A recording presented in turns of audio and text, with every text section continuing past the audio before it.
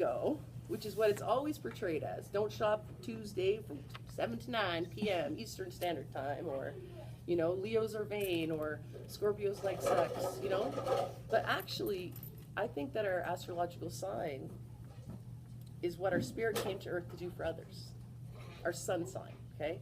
Yes, there's other things. You got your risings and you've got your moons and all that stuff. That's a personal thing. But your sun sign is what you give off to the world, what you're here to do for others, what your spirit came to Earth to do.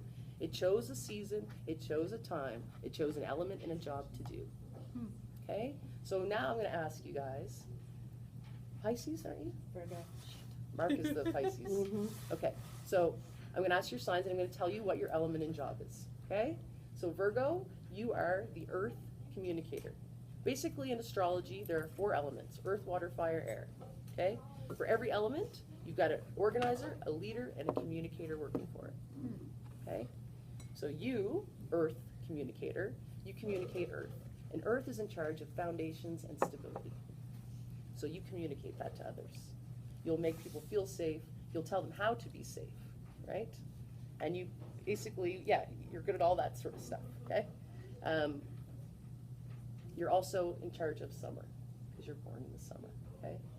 And there's also something different between, so your element changes you, your jobs change you, and also your season has something to do with it, okay? So when you're born in the summer, basically spring is like the babies of the zodiac, right? And summer is like the adolescents, and fall is the adults, and then winter is the seniors, okay? So depending on when you're born, your season, that sort of changes you up a bit too. Okay, what's your sign? Aquarius. So you are the air organizer. So you organize air, and air is in charge of inspiration, intellect, and idealism. So you would organize that, okay? What's yours? Sagittarius. You are the fire communicator. So you communicate fire, and fire is in charge of inspiration and creativity. Makes sense. Cancer. So you are the water leader. You lead water, and water is in charge of emotion, love, and friendship. I'm a Virgo too. Okay, so you are the earth communicator. Aries, cool. So you are the fire leader. So you lead fire. Okay? And Jose, I know you're cool. never forget. And you are the air leader. You lead air. Okay? So when you think about the elements, they very are much what you think. Like water, like think tears, emotion. Do you know what I mean? Or we're being so receptive. Like water can like take in things. It can actually hold emotions in it. You know what I'm saying? So yes, water signs, they are very receptive and emotional and empathetic and understanding, right? So if you wanted someone to really listen to you, a Cancer leader would be great, right? Because they would be a mother, sort of. You know what I mean? You would do that for people. You'd be a good ear. If you want to be inspired, maybe you want an Aries leader. That's what or a fire leader. That's what I am too. I'm an Aries. So good example, right? I'm a fire leader. I lead inspiration and creativity. So what do? I write a book, you know? So, but you'll notice that a lot of times that your astrological job and element will match up in your life, right? And that's where the ego part comes in, where people get confused and they think that that's what it's about. But really, it's about what you came to Earth to do for others. Now when you think about the elements, I want you to think about how those elements would react with one another, right? Or how would fire and air get along? I think they'd get along great. They would get along pretty good. Fire right? and water might. Exactly, right? It might take more of an effort there. It Yeah. might take some work or respect, right? Especially two leaders. Well, this is it, right? So these things, you're on the money. So when you exactly say 2 leaders, but one's a water and one's a fire, ooh, that could be bad. If you're put into a position of equal. Yeah. So like my ex-boss was a water leader and I'm a fire leader. And when I got back to Papa George's, Angela, and you might have had a problem with Angela too, because she's water and you're air. So you can evaporate her water, but she can suffocate your air.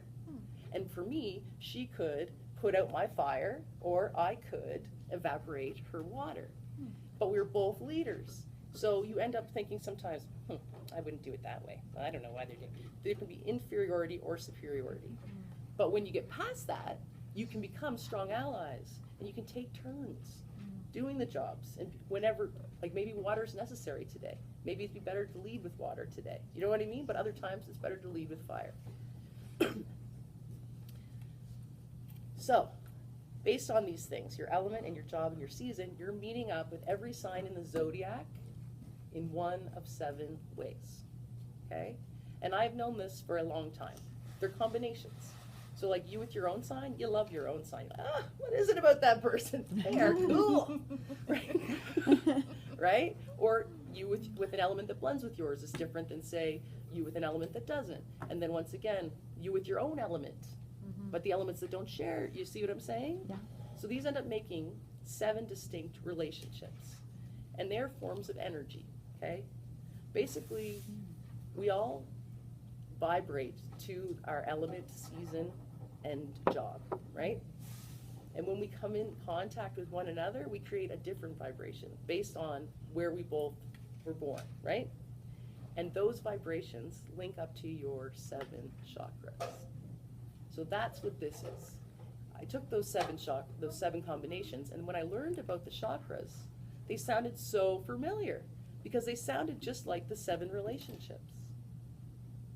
So I put them together, and then I still waited because I thought, oh, this has got to be out there. Somebody must know about this, and I just haven't found the book yet, right?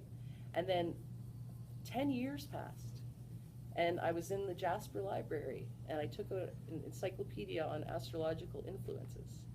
And I opened it up to chakras, and it said, for years, researchers have been searching for a link between the chakras and astrology. But no direct correlation has ever been made because there's 12 signs and 7 chakras. But they don't know that there's 7 combinations. Yeah.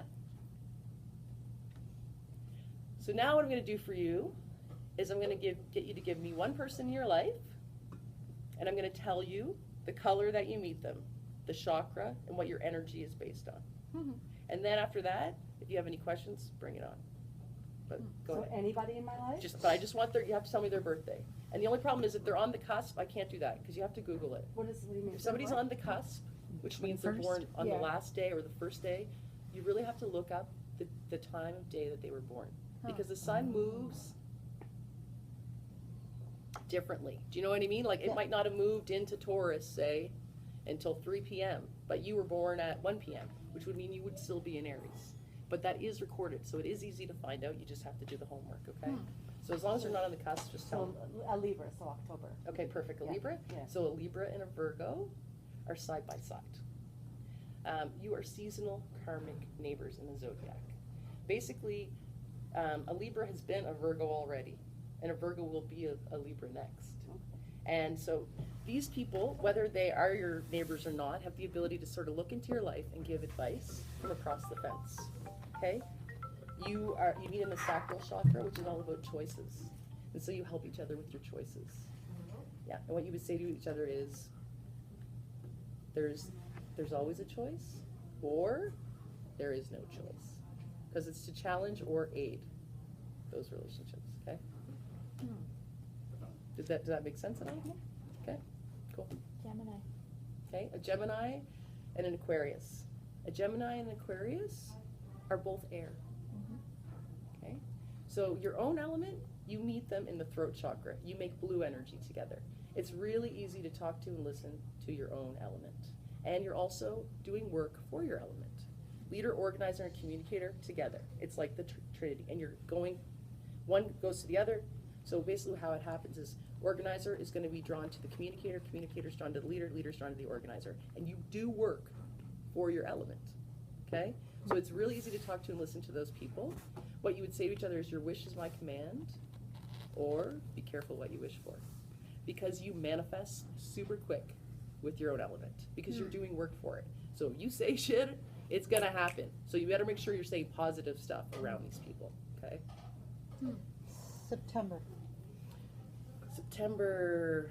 oh, now I'm forgetting, what's your, what did you say you were, Gemini? No. I am Sagittarius. Okay, sorry, September, and so that's beginning or the end of September. Beginning. So a Virgo.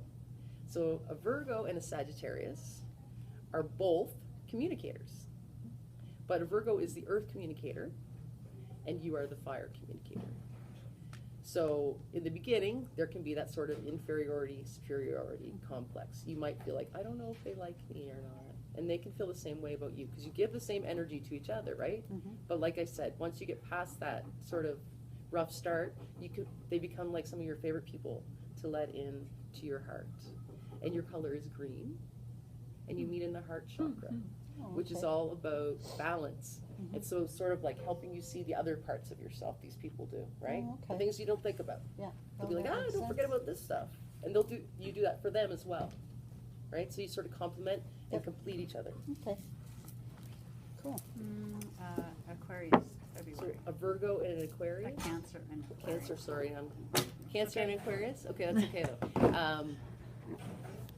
Your third eye friends. Your color is indigo. So in the zodiac, you're really far apart on the wheel, so you don't share a season. You don't you're not next door neighbors. You don't share an element.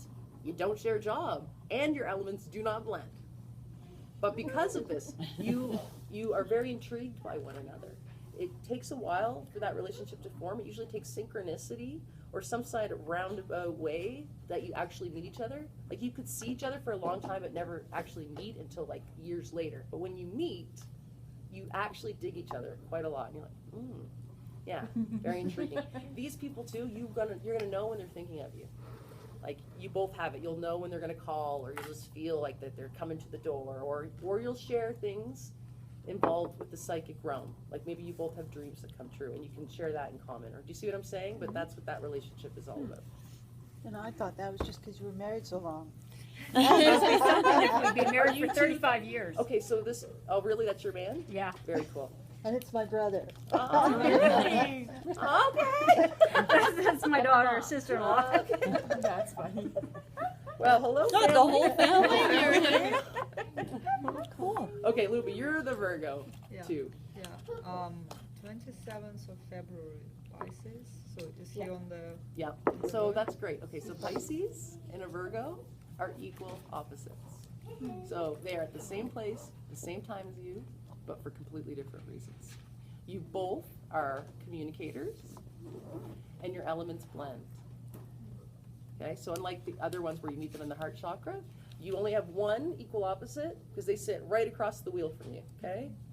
And you meet them in your crown chakra. So your relationship